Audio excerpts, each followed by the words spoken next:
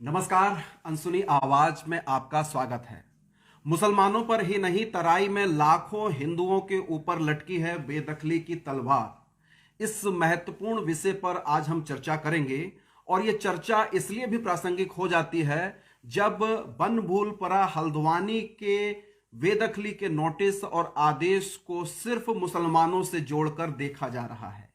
एक तबका वो है जो राजनीति में इस मुद्दे को हिंदू मुसलमान के तौर पर पेश कर रहा है और कहीं ना कहीं एक संकीर्णता और एक विरोधाभास पैदा करने की कोशिशें हो रही हैं। मैं आज इस रिपोर्ट में, इस लाइव में बहुत सारे ऐसे मसले लेके आया हूं जहां पर मुसलमानों का दूर दूर तक कोई संबंध नहीं है।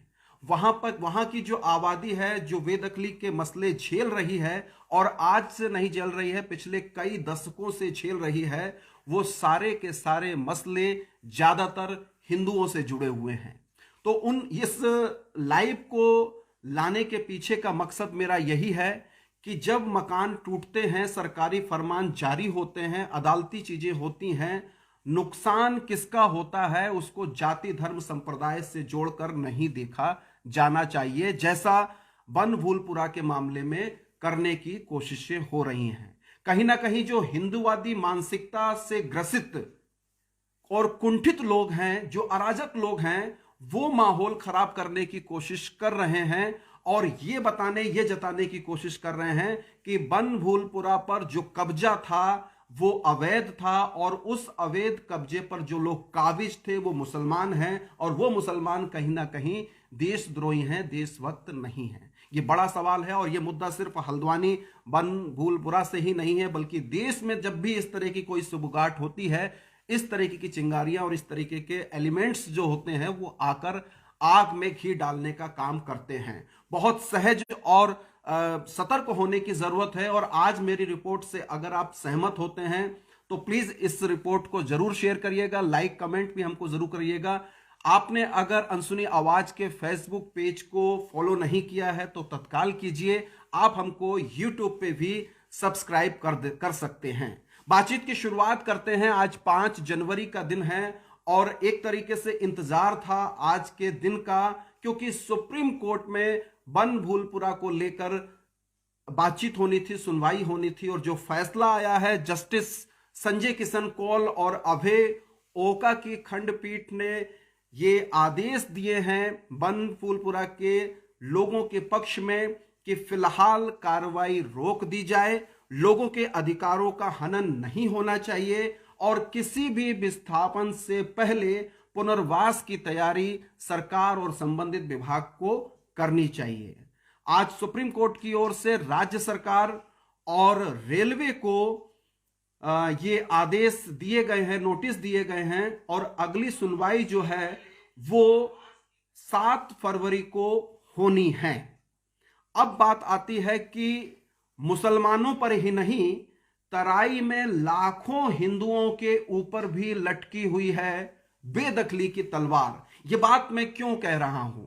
यह बात मैं इसलिए कह रहा हूं कि कल मैं बनभूलपुरा गया था और मैंने 2 स्टोरियां फाइल की थी। उसके बाद बहुत सारे वो लोग हैं जो मुझसे परिचित नहीं हैं पर मेरे चैनल को देखते हैं, मेरी रिपोर्टिंग को देखते हैं। उन लोगों ने बहुत उल जलूल कमेंट किए और कुछ लोग ऐसे भी हैं, चंद लोग जो मुझसे परिचित भी हैं और उन्होंने भी आपत्ति जताई, ये कहते हुए कि ये मुसलमान हैं, इन्होंने अवैध कब्जा कर रखा है, कोई दशकों से अगर किसी जगह पे काबिज है तो वो जमीन उसकी नहीं हो जाती है। इसके इतर बहुत सारे सवाल हैं जिन पर सोचना और मंथन करना जरूरी है। आखिर ये सांप्रदायिकता का जहर कब तक हिंदुस्तान को निगलता रहेगा और हिंदुस्तान की जो राजनीति है वो सांप्रदायिकता के सहारे कब तक परवान चढ़ती रहेगी, ये हमारे लोगों को सोचना बहुत जरूरी है।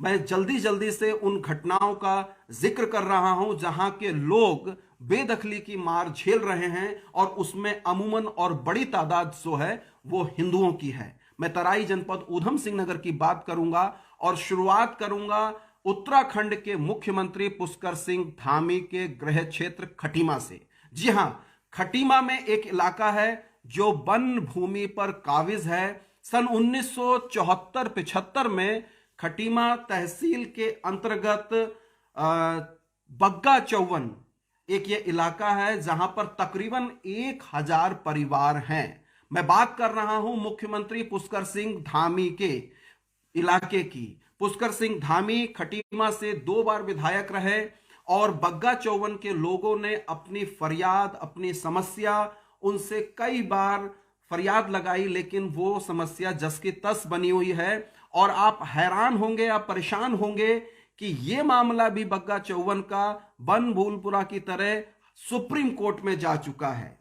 बग्गा चौवन के लोग भी अपनी लड़ाई को हाई कोर्ट में हार चुके हैं और वो सुप्रीम कोर्ट में अपनी लड़ाई को लड़ रहे हैं। ये बहुत अजीब किस्म का मामला है। जो लोग हिंदू मुसलमान करते हैं घर टूटने पर, बहुत शर्म आनी चाहिए। वो एक बार जाके देखें बग्गा चौवन में, आपको एक भी मुसलमान परिवार वहां पर नहीं मिलेगा।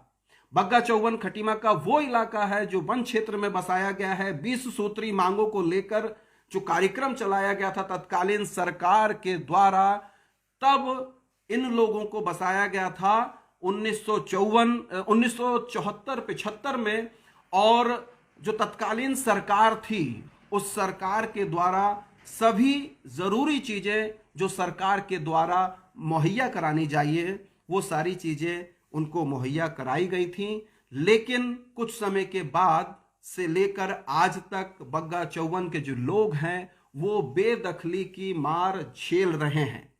मैं आपको बताना चाहूंगा कि बग्गा चौवन खटीमा के इलाके में अमूमन लोग जो हैं वो पर्वतीय समुदाय से हैं, पर्वतीय समाज से हैं, यानी कि हमारे उत्तराखंड के जो मूल निवासी हैं, जो पहाड़ों के लोग हैं, वो जो मैदान में आए हैं, तराई में आए हैं, वो लोग मौजूद हैं। और बग्गा चौवन की एक खास बात और है। धर्म सिंह धसोनी जी से मेरी बात हुई। धर्म सिंह धसोनी जी जो बग्गा चौवन के उस पूरे इलाके के मसले को लीड कर रहे हैं, उन्होंने बताया कि बेदखली के खिलाफ वो 2018 में हाई कोर्ट से हार गए थे और उसके बाद अभी पूरा मसला सुप्रीम कोर्ट में विचाराधीन है। चूंकि 2-2.5 साल का समय वो कोरोना पीरियड का था तो मामला दबा रहा, लेकिन 2021 में ये मसला फिर उछलकर सामने आया है। दोस्तों, मैं आपको बता दूं कि चुनाव से पहले 2022 में गत वर्ष जो उत्तराखंड के विधानसभा के चुनाव हुए हैं, मैं मुख्यमंत्री पुष्कर सिंह धामी के इलाके में विधानसभा क्षेत्र में कवरेज करने के लिए गया था और बग्गा चौवन के इलाके में भी मैं गया था। 1000 के आसपास वहां पर परिवार हैं और बड़ी बात यह है कि ये जो परिवार है, प्रत्येक परिवार से तकरीबन 70% परिवार ऐसे हैं जिसमें से किसी का भाई, किसी का बेटा, किसी का पति वो हिंदुस्तान की फौज में है, डिफेंस में काम कर रहे हैं, सरकारी सेवाओं में हैं। उस बग्गा चौवन के हालात ऐसे हैं कि वहां पर बेदखली के तलवार लटकी हुई है और सुप्रीम कोर्ट से अगर वो हारते हैं तो बहुत निराशा उनको हाथ लगेगी। जो 74-75 से उस वन भूमि पर काबिज हैं, वहां पर स्कूल है, इंटर कॉलेज है, प्राथमिक स्वास्थ्य केंद्र है, बैंकें हैं, वो सारी चीजें जो बनभूलपुरा के इलाके में सरकार द्वारा दी गई हैं, वो सब चीजें बग्गा चौवन में भी मौजूद हैं। लेकिन बावजूद इसके वो बेदखली की मार झेल रहे हैं। जैसे बनभूलपुरा के लोग कह रहे हैं कि उनके पास सारी सरकारी सुविधाएं हैं, बड़ी और लंबी चौड़ी सड़कें हैं, बिजली है, नाली है, स्कूल है, बैंक है, जन सुविधाएं, सारी सुविधाएं वहां पर मौजूद हैं, सारे सर्टिफिकेट मौजूद हैं। बावजूद उसके आदेश के अनुसार हाई कोर्ट के उनको अवैध करार दिया गया है और यह कहा गया था कि आपको यह इलाका खाली करना पड़ेगा। राहत की सांस आज ली है वहां के लोगों ने, जो सुप्रीम कोर्ट ने उस पर रोक लगाई है हाई कोर्ट के फैसले पर। मैं बात कर रहा हूं बग्गा चौवन के उस इलाके की, जिस इलाके के सैकड़ों लोग फौज में काम कर रहे हैं, सेवाएं दे रहे हैं, उनके बुजुर्ग बेदखली की मार झेलने को तैयार हैं। एक और दुर्भाग्यपूर्ण बात इसमें यह है कि खटीमा से बग्गा चौवन को जोड़ने का जो रास्ता है वो बहुत टूटा फूटा है। 10 साल में माननीय मुख्यमंत्री पुष्कर सिंह धामी वहां एक सड़क नहीं पहुंचा पाए हैं। और उससे भी दुर्भाग्यपूर्ण बात यह है दोस्तों कि बग्गा चौवन को जब भगत सिंह कोश्यारी, वो भगत सिंह कोश्यारी जी जो इस समय महामहिम राज्यपाल है महाराष्ट्र के, जब नैनीताल ऊधम सिंह नगर के सांसद थे तो उन्होंने अपने सांसद रहते बग्गा चौवन को गोद लिया था। अगर वो वन क्षेत्र है, अवैध है, जो मसला कई दशकों से चलता चला आ रहा है, तो भाजपा के ही सांसद हैं भगत सिंह कोश्यारी उस समय थे, जो इस समय तत्कालीन राज्यपाल है, उन्होंने गोद क्यों लिया था। और बड़ी बात यह है दोस्तों, जो हिंदू मुसलमान कर रहे हैं वो एक बार जाके देखे बग्गा चौवन में, वहां पर आपको नाम मात्र के मुसलमान मिलेंगे। चंद परिवार हो सकते हैं, सारे परिवार ज्यादातर पर्वतीय हैं, कुछ पूर्वांचल के लोग हैं, कुछ बंगाली हैं और कुछ सिख पंजाबी कम्युनिटी के लोग वहां पर रहते हैं। यह मसला है और इस मसले में सुप्रीम कोर्ट अब क्या फैसला सुनाएगा, लोगों की निगाहें हैं। सरकार को इसमें हस्तक्षेप कर कर कोई ऐसी व्यवस्था करनी चाहिए थी जो कि वहां के लोग डिमांड कर रहे हैं। और अब तो उपनेता प्रतिपक्ष भुवन कापड़ी जो इस बार कांग्रेस के विधायक हैं, उनकी भी जिम्मेदारी बन जाती है, क्योंकि जब तक वो विपक्ष में थे और पुष्कर सिंह धामी वहां के विधायक थे, फिर मुख्यमंत्री बने पिछली सरकार में भी और इस सरकार में भी, तो वो दबाव बनाते रहे भुवन कापड़ी जी भी कि बग्गा चौवन की समस्या का समाधान होना चाहिए। दोस्तों, जो लोग बड़ी बड़ी बातें कल मेरी रिपोर्ट पर कर रहे थे, उल्टे सीधे बयानबाजी कर रहे थे, मुझे पर्सनली फोन किए हैं, मैसेज किए हैं, उन सबसे मैं निवेदन करना चाहूंगा कि एक बार बग्गा चौवन जाइए और उनकी तकलीफ से जरा दो चार होइए। खटीमा से वहां तक जाने के लिए अगर आप कभी बरसात के दिनों में चले गए तो आपके घुटनों तक आपको पैंट समेट के जानी पड़ेगी। कोई साधन नहीं है वहां जाने के लिए, बड़ी मुश्किल से लोग जीवन यापन कर रहे हैं और तकरीबन 4 से 5 हजार लोग वहां पर रहते हैं। मैं दूसरा मसला फिर खटीमा से उठा रहा हूं और खटीमा का एक गांव है उल्हानी।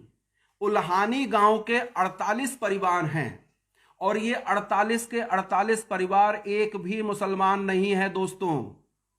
ये सारे के सारे 48 परिवार सिख परिवार हैं और ये भी हाई कोर्ट से अपना मसला हार चुके हैं। सुप्रीम कोर्ट में अपनी जमीन को बचाने के लिए, अपनी बसासत को बचाने के लिए, अपनी खेती को बचाने के लिए जद्दोजहद कर रहे हैं।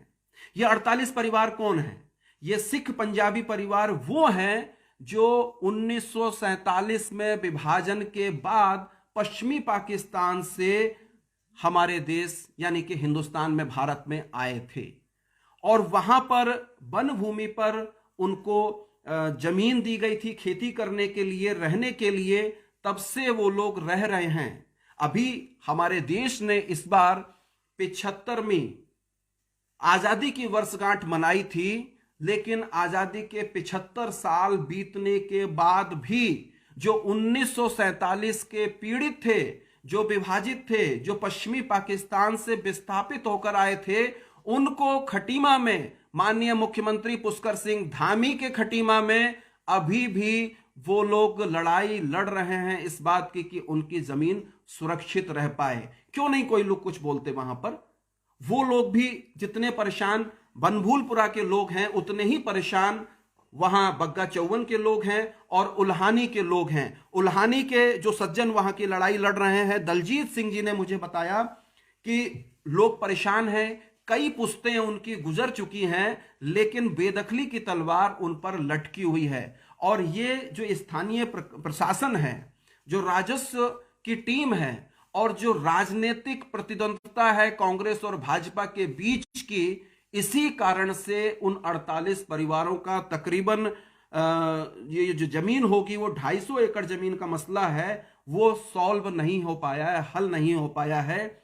ये लोग भी, उल्हानी के लोग भी हाई कोर्ट उत्तराखंड से अपने पक्ष में फैसला नहीं करवा पाए थे, हार गए थे मुकदमा और अभी सुप्रीम कोर्ट में इनकी सुनवाई होनी बाकी है।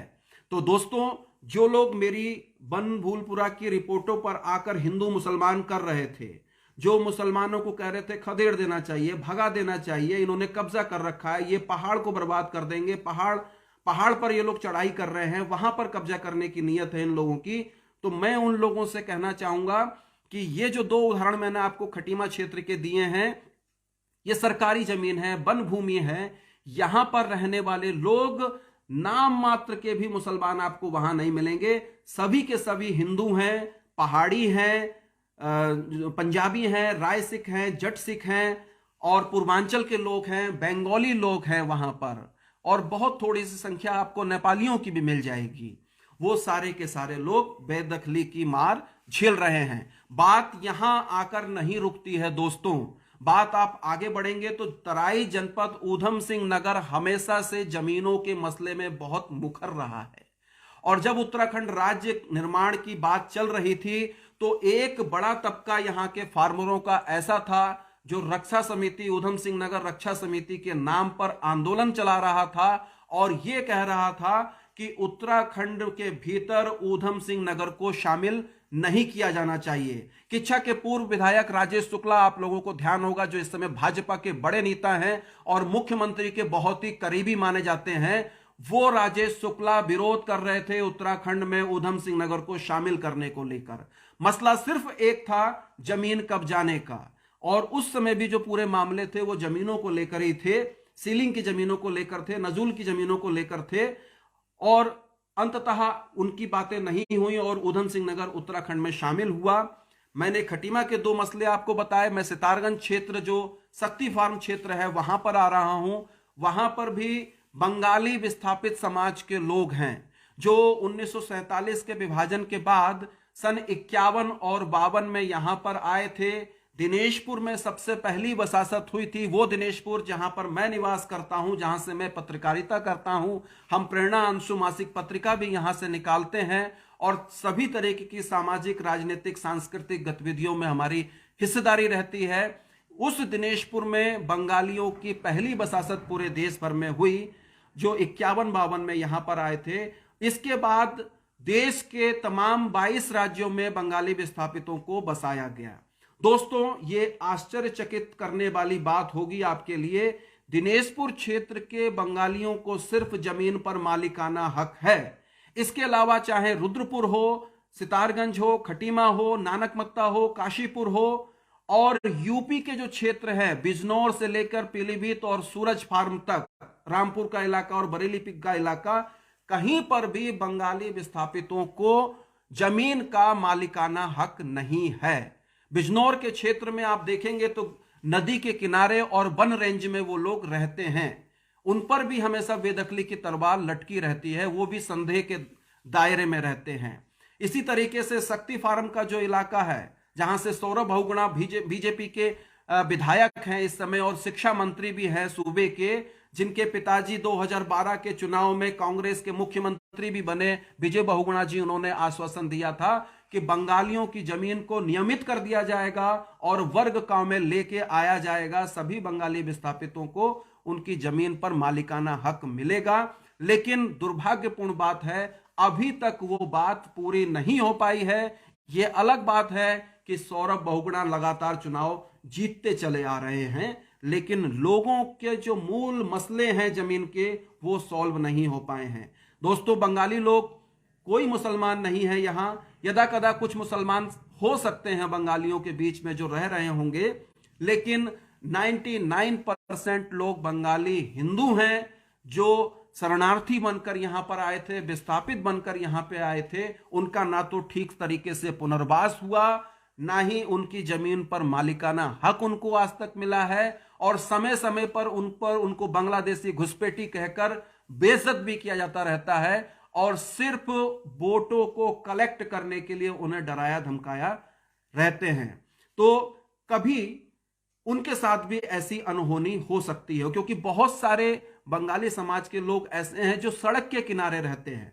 मैं अपने दिनेशपुर क्षेत्र की बात करूं दोस्तों, तो जाफरपुर से लेकर दिनेशपुर तक का वो इलाका लगभग 6 किलोमीटर का, सड़क के दोनों ओर पिछले 40 साल से तो मैं देख रहा हूं झुग्गी झोपड़ियों में लोग रहते थे। बड़ी मेहनत से उन्होंने खून पसीना एक करके कुछ कुछ लोगों ने अपने पक्के मकान बना लिए हैं, लेकिन इन फ्यूचर ऐसा हो सकता है, चाहे वो 5 साल में हो, 10 साल में हो, सड़क किनारे जाफरपुर से दिनेशपुर तक बसे हुए बंगालियों को हो सकता है हटना पड़े, सरकार हटाए जब सड़कें चौड़ी होंगी। तब क्या हम इस बात को नहीं कहेंगे कि हटाने से पहले उनका पुनर्वास किया जाए? जिन लोगों को आप सड़क के किनारे से हटा रहे हैं वो 4-4, 5-5 दशक से वहां पर काबिज हैं। उन लोगों के रहने की, उनको सर छुपाने के लिए आप जगह दें, सरकार दें। जब इनके संदर्भ में हम कह सकते हैं तो बनभूलपुरा के संदर्भ में हम ये बात क्यों नहीं कह सकते कि अगर सरकारी आदेश हुआ है, न्यायालय का आदेश हुआ है, तो सरकार को व्यवस्था करनी चाहिए बेदखली से पहले कि उनका पुनर्वास कहां होगा। विस्थापन तब होना चाहिए जब पुनर्वास की कोई व्यवस्था आपके पास ठोस हो। और आज सुप्रीम कोर्ट ने स्पष्ट भी कहा है बनभूलपुरा के मामले में कि लोगों के जो मानवाधिकार है उनका हनन नहीं होना चाहिए और तब तक आप कोई विस्थापन नहीं कर सकते जब तक पुनर्वास की योजना पूरी तरीके से ना कर दी जाए। दोस्तों, मैं अब रुद्रपुर पे आ रहा हूं। वो रुद्रपुर जो जनपद ऊधम सिंह नगर तराई का मुख्यालय है। 1996 में मायावती जो तत्कालीन मुख्यमंत्री थी उत्तर प्रदेश की, उन्होंने ऊधम सिंह नगर जनपद बनाया था और रुद्रपुर मुख्यालय था। इस मुख्यालय के भीतर हम अगर बात करें तो तकरीबन 75% हिस्सा ऐसा है रुद्रपुर का जो नजूल की भूमि पर बसा हुआ है। और इस नजूल की भूमि को लेकर बहुत किस्म के ड्रामे होते रहे हैं और सरकारी हथकंडे, राजनीति होती रही है। जो पूर्व विधायक राजकुमार ठुकराल जी हैं, उन्होंने भी नजूल पर फ्री होल्ड कराने को लेकर राजनीति की और 10 साल तक वो रुद्रपुर के विधायक चुने जाते रहे। लोगों को भ्रमित करते, डराकर, उनको भ्रम में रखकर कि हम इस बार हमको जिताइए, भाजपा की गवर्नमेंट बनाइए, हमको विधायक बनाइए तो हम फ्री होल्ड की समस्या हल कराएंगे, नजूल पर मालिकाना हक मिलेगा। रामपुरा, भदईपुरा, ट्रांजिट कैंप, शिवनगर, भूत बंगला, बहुत सारे इलाके ऐसे हैं और इन सारे इलाकों में मिली जुली आबादी है। बहुतायत लोग जो है वो मुसलमान नहीं हैं, वो हिंदू हैं। वहां पर वो सारे के सारे हिंदू लोग नजूल भूमि पर काबिज हैं और उन पर भी, उनको डराने धमकाने को लेकर भी बहुत बार सरकार की ओर से, नेताओं की ओर से हमले होते रहे हैं। तो मैं बात कर रहा था राजकुमार ठुकराल के जो पूर्व विधायक हैं, उन्होंने बहुत बार रुद्रपुर के लोगों को झुंझुना दिया कि मैं विधायक बनते ही, और 2022 के चुनाव में भी उन्होंने ऐलान किया था कि मैं चुनाव तब लड़ूंगा 2022 का जब मैं नजूल का मसला सॉल्व करा लूंगा। लेकिन कुछ हल नहीं हुआ। शिव अरोरा जी को टिकट मिला, राजकुमार ठुकराल को टिकट नहीं मिला।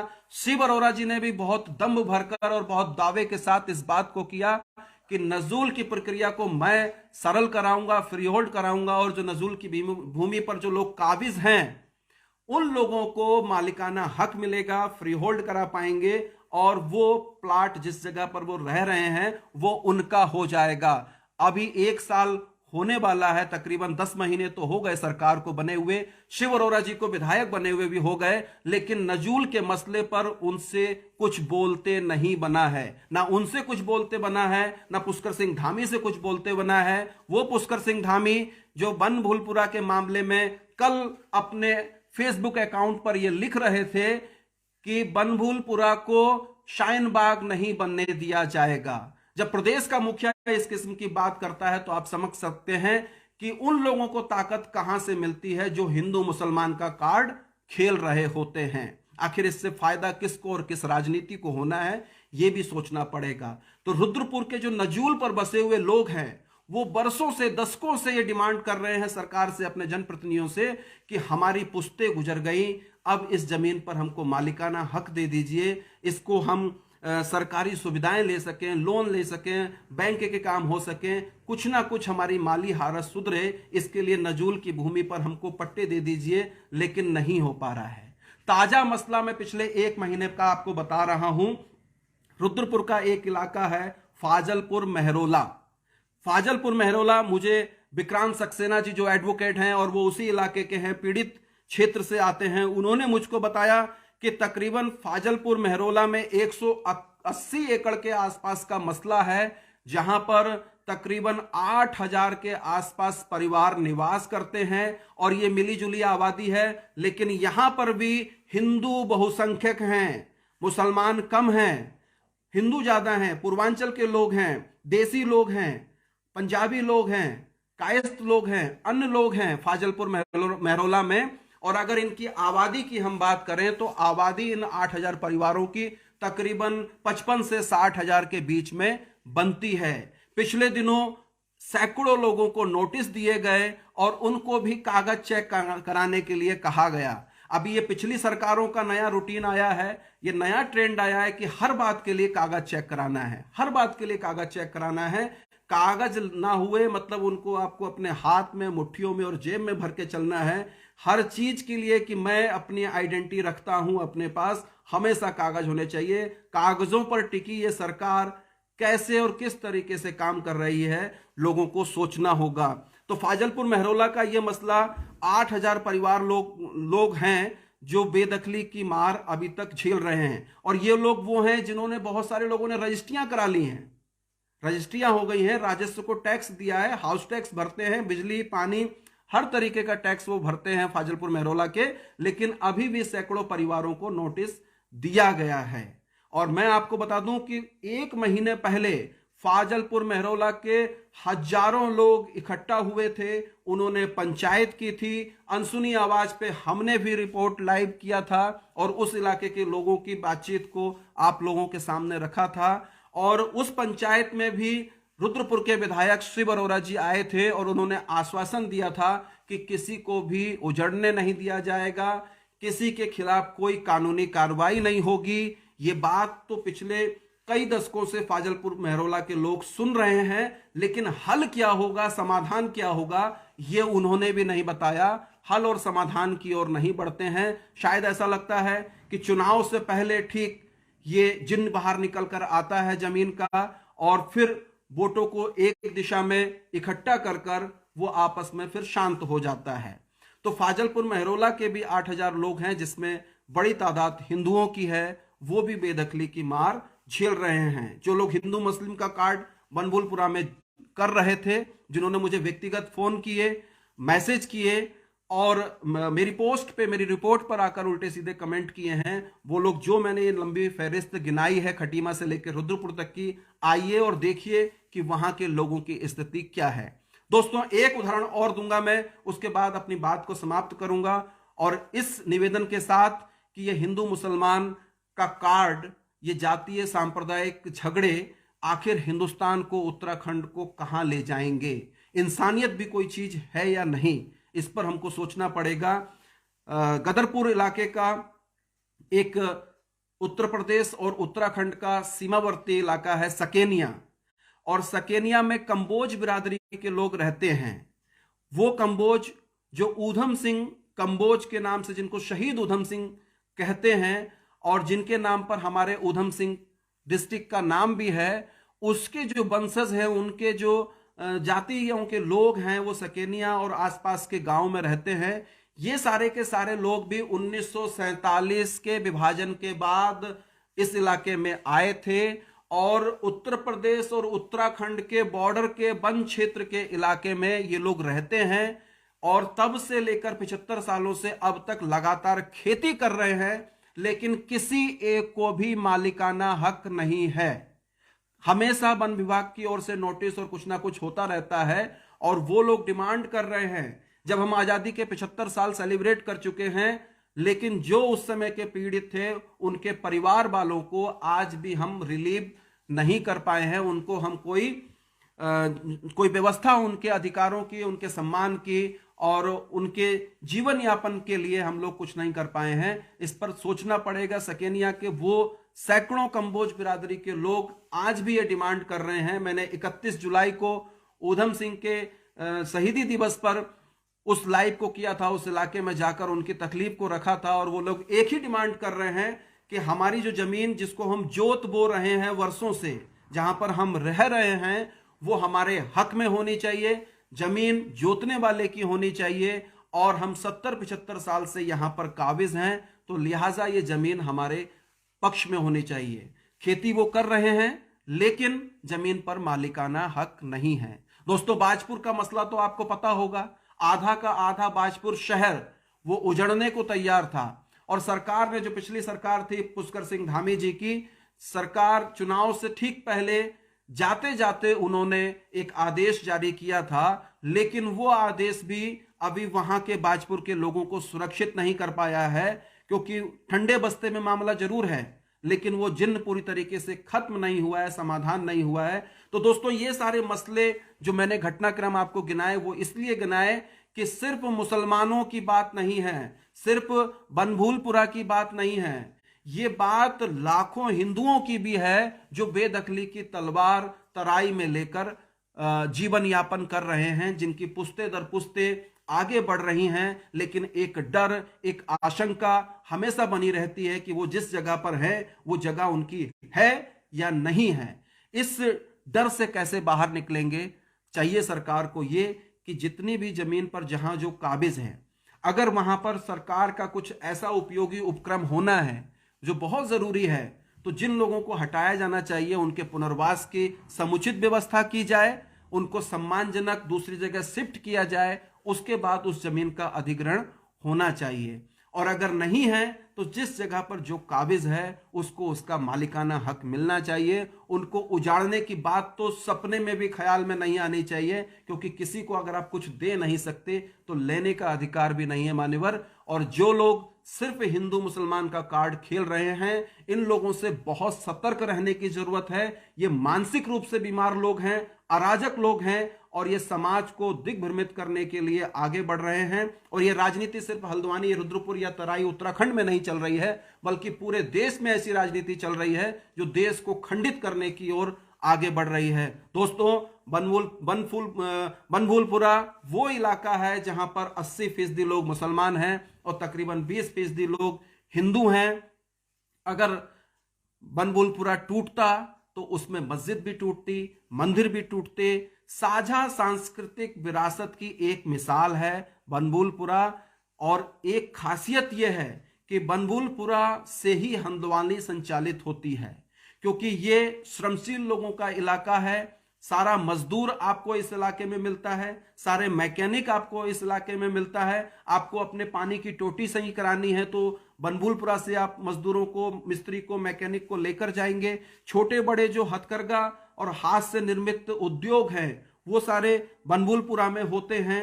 तो पूरा हल्द्वानी का संचालन मकान बनाने से लेकर, प्लास्टर करने से लेकर, गाड़ी चलाने तक और दाढ़ी बाल बनाने तक का काम भी जो है यहाँ के मुसलमान साथी कर रहे होते हैं। तो उनको इस समय आपके सपोर्ट की जरूरत है, दुआओं की जरूरत है, और उनके साथ आपको खड़ा होना चाहिए, क्योंकि मनुष्य एक सामाजिक प्राणी है और समाज का हर प्राणी जो है वो एक दूसरे पर आश्रित है, अपने आप में पूर्ण नहीं है। हमको जीवन में हमेशा किसी ना किसी की जरूरत पड़ती है और किसी ना किसी के सपोर्ट के, सहयोग के लिए हमको खड़ा भी रहना चाहिए। और मुझे पूरी उम्मीद है कि आप जो तराई के जमीन के जितने मसले बेदखली के मैंने दिखाए हैं, इन पर सचेत होंगे, आएंगे इन इलाकों में, और हमको मौका मिलेगा, क्योंकि हमारे बहुत सीमित संसाधन हैं और इन्हीं सीमित संसाधनों में हम जो भी बन पड़ता है आपको कवरेज करके दिखाते हैं। हम मजबूत होंगे, आपका सपोर्ट मिलेगा तो जाएंगे इन इलाकों में और विस्तार से आपको रिपोर्ट वहां की करेंगे।